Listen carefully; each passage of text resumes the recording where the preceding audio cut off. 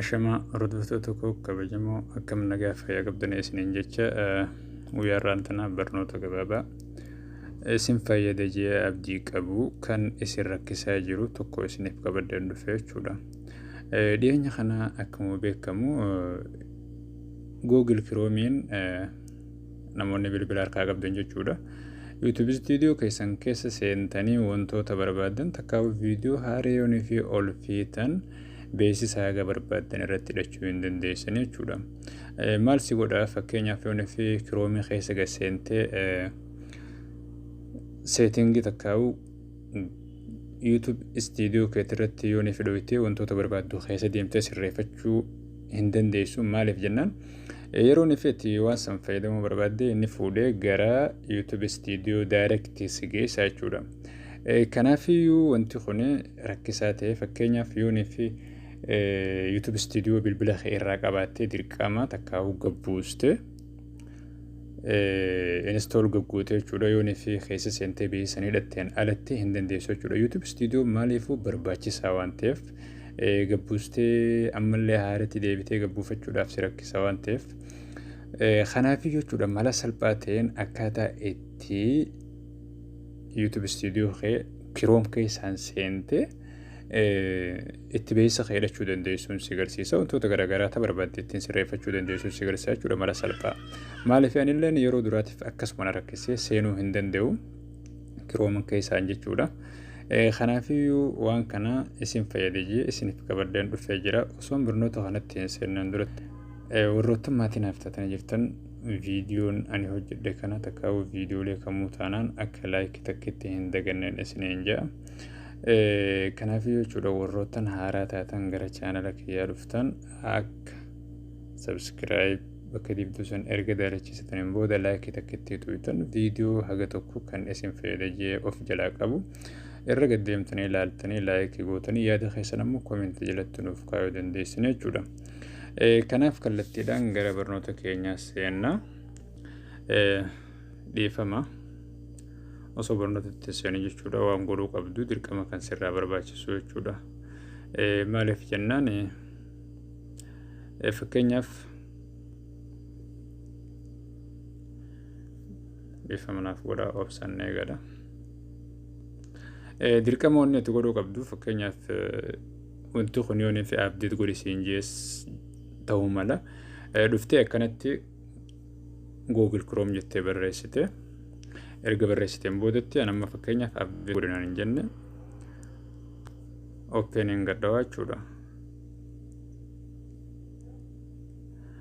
Eegan open gadhee booda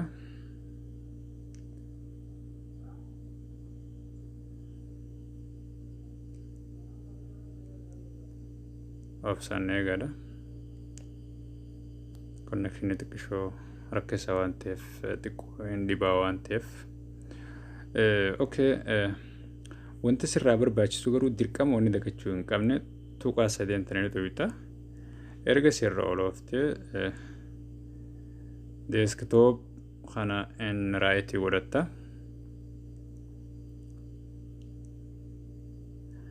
Erga kana right gooteen boodetti jechuudha anamma Chrome kiyya keessaan jira.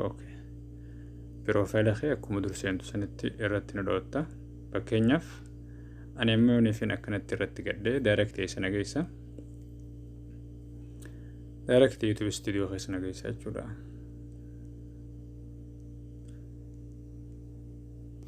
Irraa hin deebi'amma. Irraa hin deebi'a. Achuma nu deebisee amma YouTube studio kan jiru kana akkanattiin gad jabeessa. Ergaan akkasii gad jabeesse booda open a new tab in group kan jiru kana kan gubbaa kana jechuudha. Kan gubbaa kanarratti kanatti gad cuqaasta.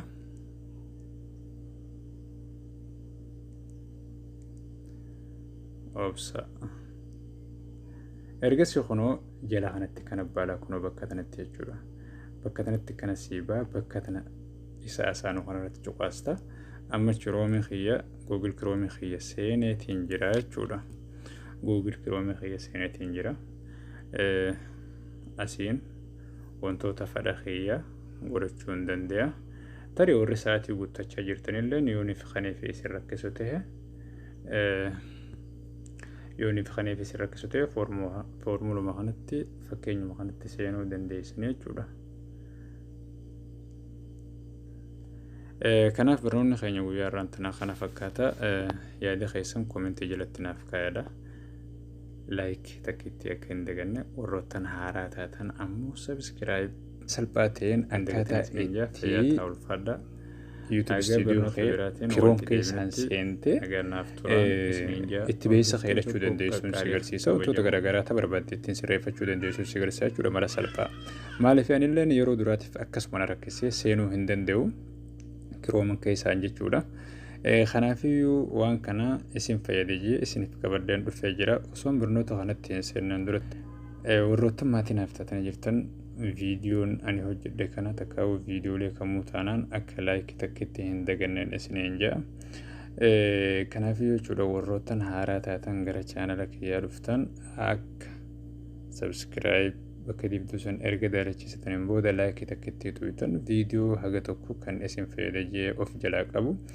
Irra gaddeemtanii ilaaltanii like gootanii yaada keessan ammoo koomentii jalatti nuuf kaa'uu dandeessanii jechuudha. Kanaaf kallattiidhaan gara barnoota keenyaa seenna. Dhiifama osoo barnoota itti seenii jechuudha waan godhuu qabdu dirqama kan sirraa barbaachisu jechuudha. Maaliif jennaan fakkeenyaaf dhiifama naaf godhaa obsannee gada. Dirqama wanni ati godhuu qabdu fakkeenyaaf wanti kun yoonii fi update godhisiin jees ta'uu mala. Dhuftee akkanatti Google Chrome jettee barreessite. Erga barreessiteen boodatti anamma fakkeenyaaf update godhinaan hin jenne open hin gadhawaa jechuudha. Eegan open gadhee booda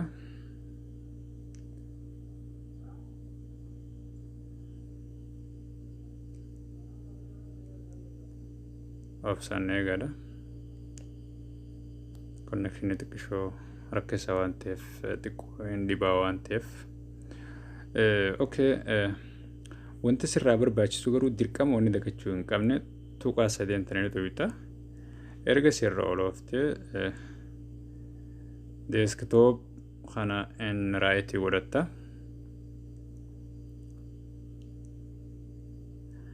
Erga kana right gooteen boodatti jechuudha. Anamma Chrome kiyya keessaan jira. Profile kee akkuma durseentu sanitti irratti nu dhoota. Fakkeenyaaf ani amma yooniifin akkanatti irratti gadhee direct keessa nageessa. Direct YouTube studio keessa nageessa jechuudha.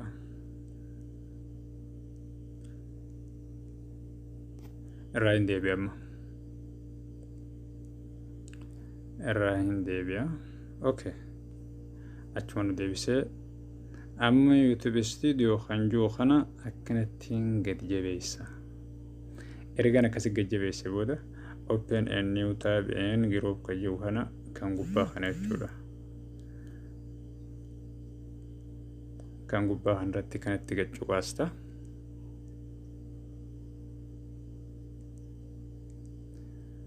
Obsa. Ergasii kunoo jala kanatti kana baalaa kunoo bakka tanatti jechuudha. Bakka tanatti kana siibaa bakka tana isa asaanuu kanarratti cuqaasta. Amma Chrome kiyya Google Chrome kiyya seeneetiin jira jechuudha. Google Chrome kiyya seeneetiin jira. Asiin wantoota fedha kiyya godhachuu hin danda'a. Tarii warri sa'aatii guuttachaa jirtanillee yooniif kaneef isin rakkisu ta'e yooniif kaneef isin rakkisu ta'e foormuluma kanatti fakkeenyuma kanatti seenuu dandeessanii jechuudha. Kanaaf barnoonni keenya guyyaa irraan tanaa kana fakkaata. Yaada keessan koomentii jalatti naaf kaa'adha. Like takkiitti akka hin daganne warroottan haaraa taatan ammoo subscribe